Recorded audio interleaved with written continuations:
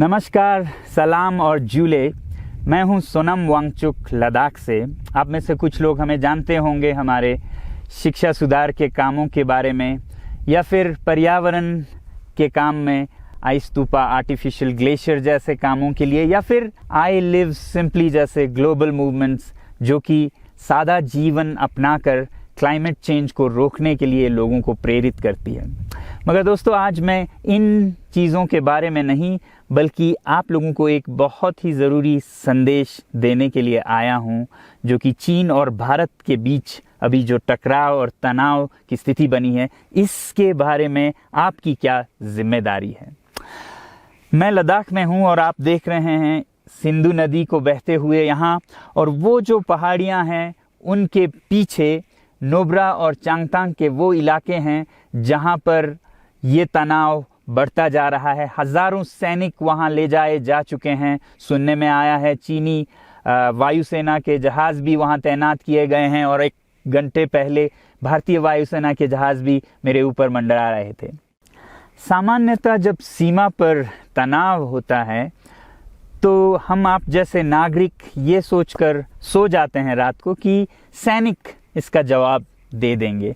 मगर मैं आज आप लोगों को ये ज़रूरी बात बताना चाहता हूँ कि इस बार सिर्फ सैनिक जवाब नहीं, दो तरफा जवाब हो और उसमें नागरिक जवाब भी हो। तो आप जैसे नागरिक दिल्ली, मुंबई और बेंगलोर और अनेक शहरों से क्या कर सकते हैं इसमें, ये समझने के लिए पहले हमें समझनी होगी चीन की ये हरकत और वो ऐसा क्यों कर रहा है। आपने देखा होगा कि ये सिर्फ भारत के साथ नहीं हो रहा है, बल्कि पिछले कई हफ्तों से चीन ये दक्षिण चीनी सागर में वियतनाम, ताइवान और अब हांगकांग के साथ भी छेड़खानी कर रहा है। और मेरा ये विश्लेषण है कि वो ये सब किसी देश के साथ दुश्मनी के वजह से ज़्यादा अपने अंदर की समस्याओं को सुलझाने के लिए कर रहा है। आज चीन को सबसे बड़ा डर है तो अपने जनता से डर है। उनकी 140 करोड़ की आबादी, जो कि एक बंधुआ मजदूर की तरह बिना मानवाधिकारों के चीनी तानाशाह सरकार के लिए काम करते हैं और उसे धनी बनाते हैं।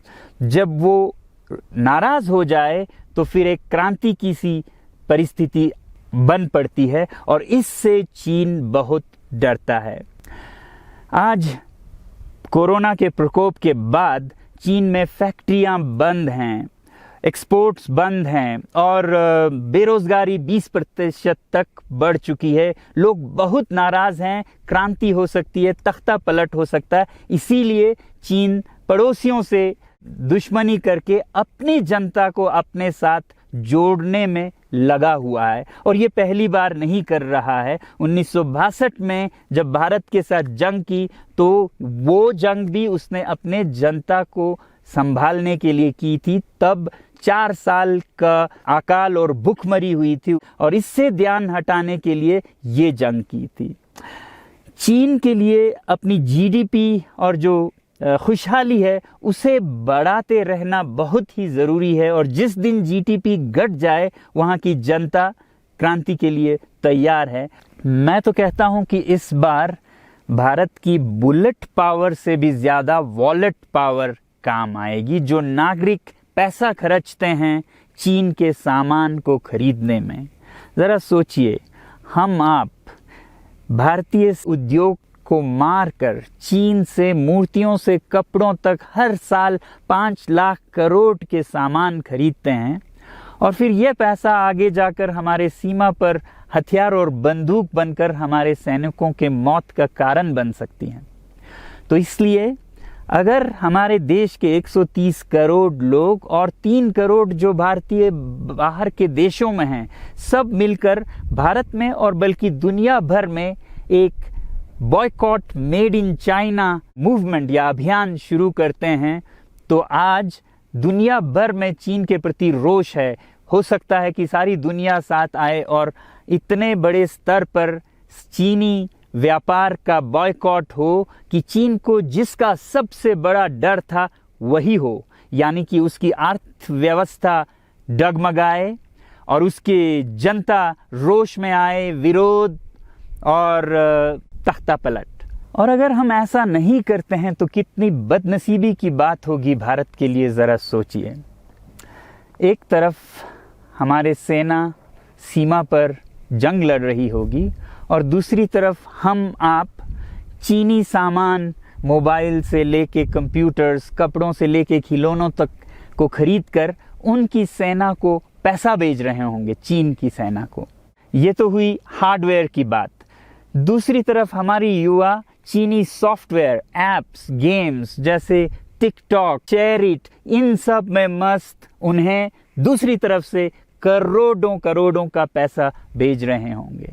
तो इसलिए बहुत ज़रूरी है कि हम एक नागरिक जवाब ज़रूर दें और इसे एक अभियान बनाएं, ग्लोबल मूवमेंट की तरह। ये बॉयकॉट मेड इन चाइना का जो अभियान है वो भारत के लिए भी एक वरदान साबित होगी।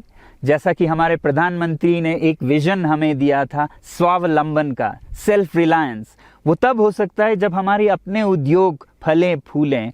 और जब हम बॉयकॉट करते हैं इन सामान का तो अपने देश के उद्योग का, उत्पाद का हम प्रयोग करेंगे और उससे मजदूरों को रोजगारी मिलेगी और सारा देश खुशहाल होगा।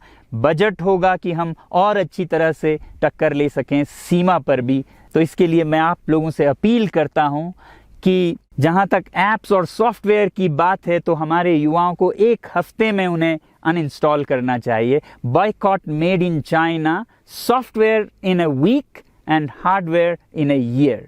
क्योंकि साजो सामान के लिए वक्त लगेगा हमारे अपने देश से और बाहर से विकल्प निकलने तक, तो उसे हम 1 साल के अंदर कर सकते हैं। तो ये हम न सिर्फ अपना प्रतिज्ञा करें बल्कि 100 और लोगों को इसके बारे में समझाएं, शेयर करें सोशल मीडिया पर, और हमारी जो मीडिया है वो जनता तक, देश के कोने कोने तक पहुंचाए। और जैसे ही इसका असर दिखने लगेगा, इंटरनेट से ऐप्स लाखों में, करोड़ों में अनइंस्टॉल होंगे, तो चीन को संदेश साफ जाएगा और यही एक तरीका उसे मेज़ पर पहुंचा सकती है जहां पर कि बातचीत हो शांति की। तो जाते जाते मैं ये बता दूं कि मैं क्या करने जा रहा हूं। इस फ़ोन पर जो भी चीनी ऐप्स हैं उन्हें तो मैं 1 हफ्ते में हटा रहा हूं, बल्कि ये फ़ोन जो कि चीन में बना है इसे भी मैं 1 हफ्ते में अपनी ज़िंदगी से अलग कर रहा हूं। और 1 साल के अंदर हर वो चीज़ जिस पे मेड इन चाइना लिखा है उसे ज़िंदगी से निकालने जा रहा हूं। हमें चीन से, चीनी लोगों से कोई समस्या नहीं है, चीनी सरकार और उनकी रवैयों से समस्या है। जब तक चीन में परिवर्तन ना हो हमें ऐसा करना होगा। और आप लोगों से मैं अपील करता हूं कि आप अपने शहर में, अपने मोहल्ले में ऐसे इवेंट्स करें जहां लोग प्रतिज्ञाएं करें कि चीनी सामान का बहिष्कार करें जब तक चीन में परिवर्तन ना हो। और मैं सालों से कहता रहा हूं कि 21वीं सदी में देश के लिए जान देने की नहीं बल्कि ज़िंदगी देने की ज़रूरत है।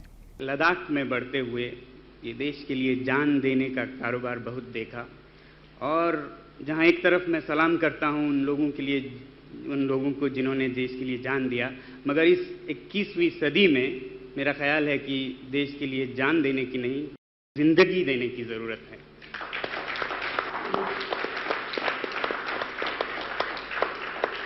तो आप भी निभाइएगा अपना रोल। जय हिंद।